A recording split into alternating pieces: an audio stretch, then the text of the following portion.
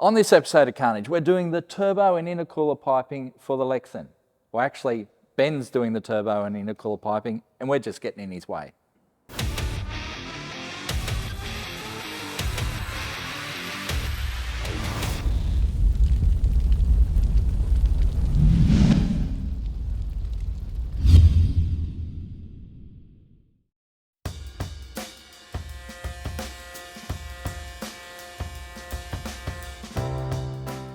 Today we're at Top G Fabrications here in Seaford, which is a fairly new business.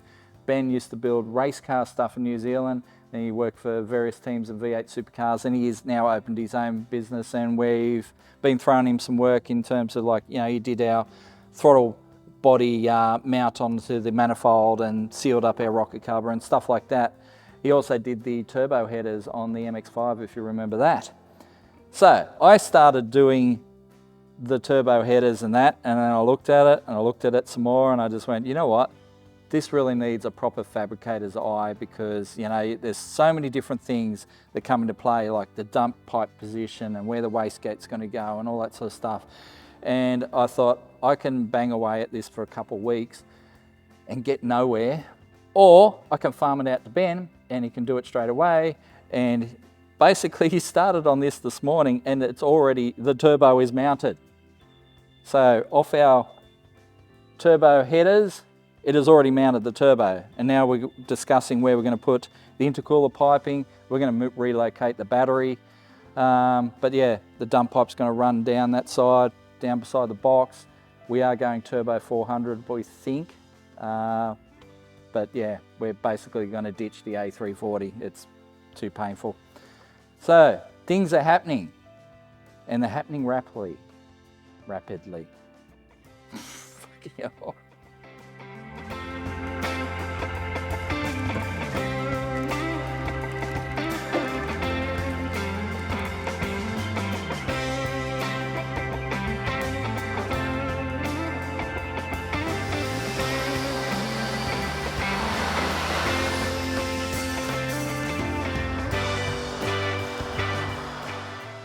The best part with all this fabrication stuff is ProFlow make aluminium bends, they make stainless bends, they have boost clamps, all this stuff that we can use for this build. So we ordered a whole bunch of stuff for Ben, and he's going to put it all together and make it happen.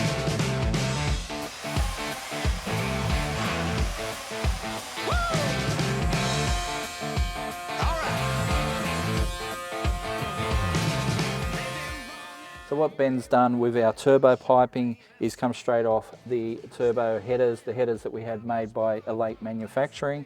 So this one's obviously had to come around the power steering and the alternator, you know, which we discovered last episode. And then obviously it's come down.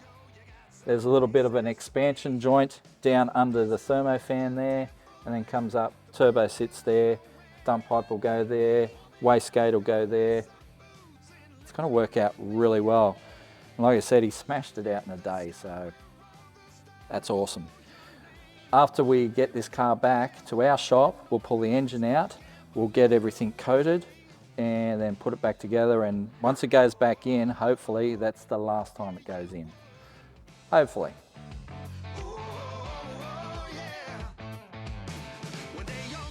So I reckon we'll just get out of here because we're slowing Ben down. So I reckon we'll come back tomorrow and most of this will be done.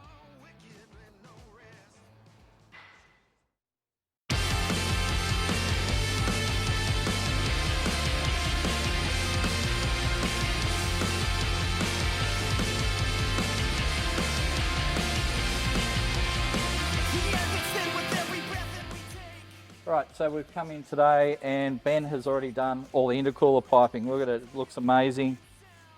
So all ProFlow boost clamps at every point. So at either end of the intercooler. We've also got our Turbo Smart blow-off valve up under here behind the bar.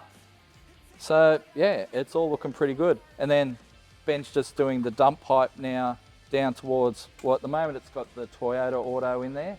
But when our bell housing shows up for the Turbo 400, we'll change that over to the Turbo 400, and yeah, then we can do the rest of the exhaust system. No point doing the exhaust system now when we don't know how much room the auto requires. Don't want to do this stuff twice. But yeah, and then after this, Ben's going to be doing some water pipes for us for the radiator. So we're almost there.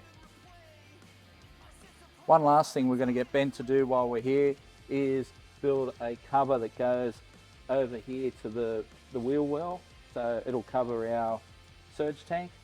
So just something there that we can then put sound deadening in then, and we don't have to hear fuel pumps or anything like that, and they're all kind of hidden away.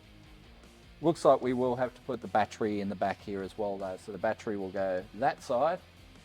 Kind of might do the same thing, sit it back into the panel a bit, but yeah, battery in the back, unfortunately, because the intercooler needed the space.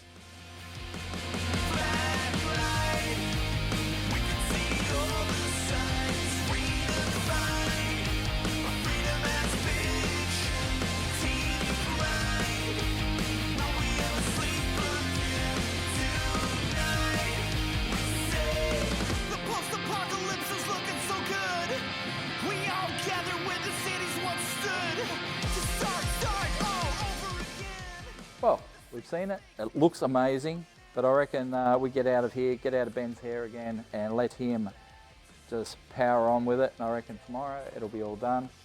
And then we can get it back to our shop and we can start doing some wiring. Won't that be fun? But anyway, let's hit the road, get some stuff done.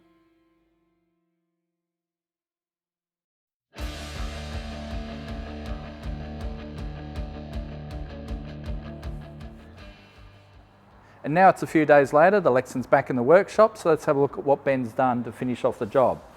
Up the top here, we have nice radiator hoses made out of stainless tube. You may notice they both go down the same side. What Ben's done is split the end tanks, and now the radiator is dual pass. So it goes that way and then down and flows this way, or maybe it's the other way. That way, down, that way. That makes more sense. So both the inlet and outlet is on the same side. He's also put the wastegate in here, so the wastegate's coming straight off the turbine housing. Wastegate, 60mm Turbo Smart jobby there, and then screamer pipe going straight down next to the thermofan. We've also got our dump pipe in here. We're going to have to sort of clearance, like it fits, but it's really tight to the tower. So we're going to have to clearance a little bit on the tower side. Yeah, I think that's most of it. Oh, and what he's done in the back. Let's have a look at that. So up the back here, I got Ben to make this cool cover to go around our surge pot.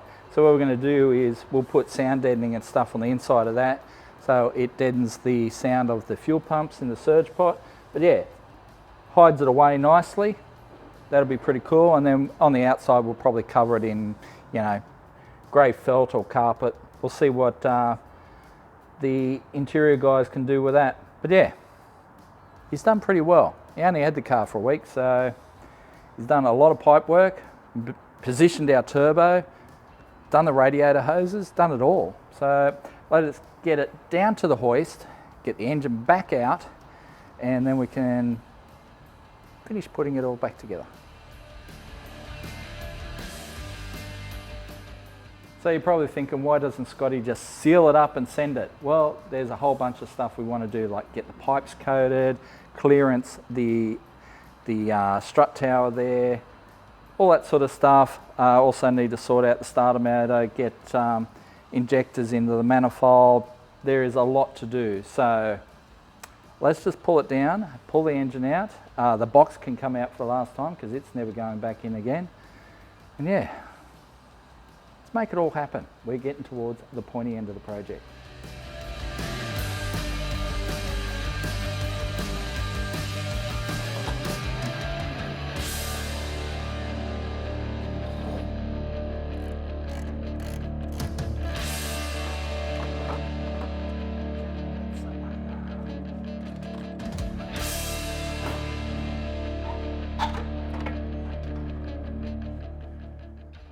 So you can see what we've done with our turbo piping.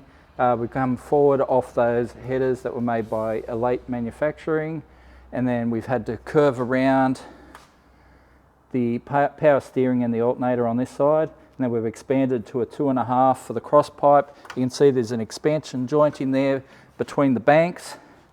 And then these come up obviously into our V-band housing, because we've got a V-band housing turbo, not a T3 or T4 flange. And then obviously wastegate is straight up and down from there, and then screamer pipe down the bottom. It's all pretty simple and all V-banded and boost clamped. So there's no rubber silicons in any part, which makes it, you know, basically idiot proof. Scotty proof.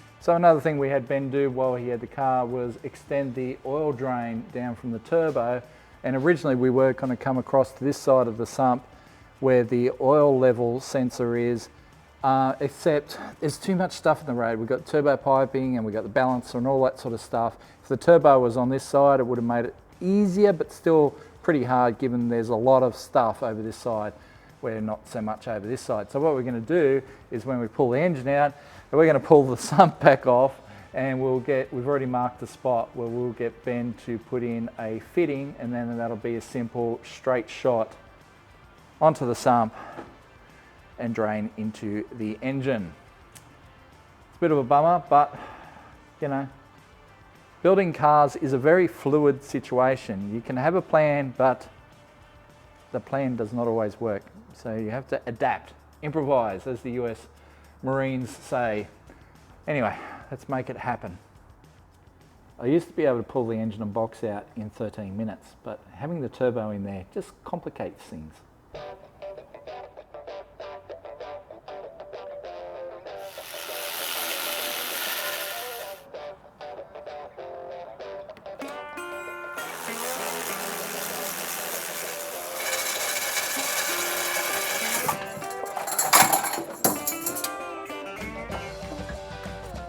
There's some weight in that.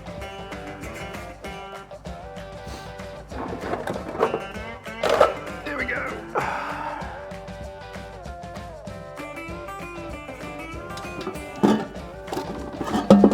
There we go. That's the trick.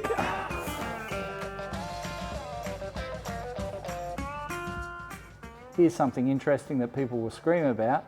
We told you about our 70mm ProFlow throttle body we put on here.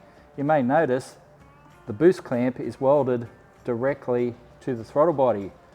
I always thought it was a bit of a no-no, and when I asked Ben, he's like, no, I can do that. You just need to know what you're doing. He knows what he's doing. So not only when he was welding is he cooling it, he's keeping attention to making sure none of the seals melted, but also the throttle travels smoothly.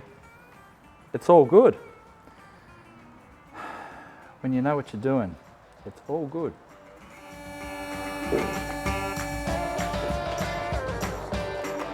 Pump up the jam, pump it up.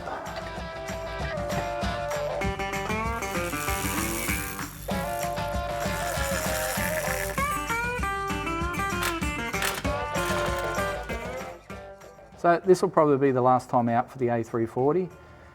We've talked to some transmission experts. There's some that feel that yes, they can do the job. Others that have gone, you know what, you're kind of pushing shit uphill, basically. I mean, they're a small Japanese transmission, not made for a lot of torque. So, yeah, there's not a lot you can do with them. Yeah, there's stuff you can do. Then there's obviously people with runs on the board, but they are always treading that fine line. Yeah, we want this to be a reliable drag challenge street car, so we don't really want to tread that line. So we're going to put the Turbo 400 out of the Trialbo in it. The Trialbo obviously doesn't need it anymore. So yeah, we'll put that trans brake Turbo 400 in this car, and that will handle all the power that this engine will ever make.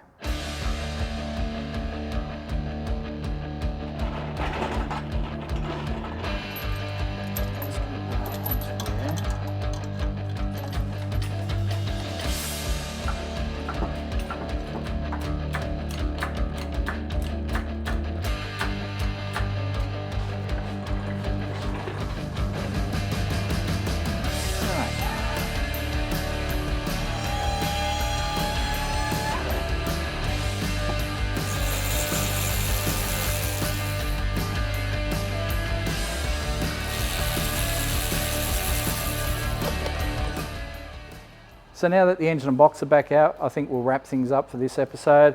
We've got our headers to go off and get coated. We've got our turbo crossover, needs to be coated as well.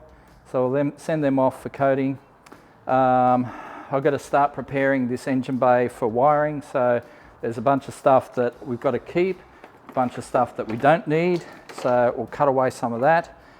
And basically we need to get power steering lines made up, a whole bunch of stuff that's not really exciting. So we'll do that off camera. But yeah, we're getting pretty close to needing to wire this thing up. So I reckon that's where we'll be next episode. And you'll see that on a future episode of Carnage.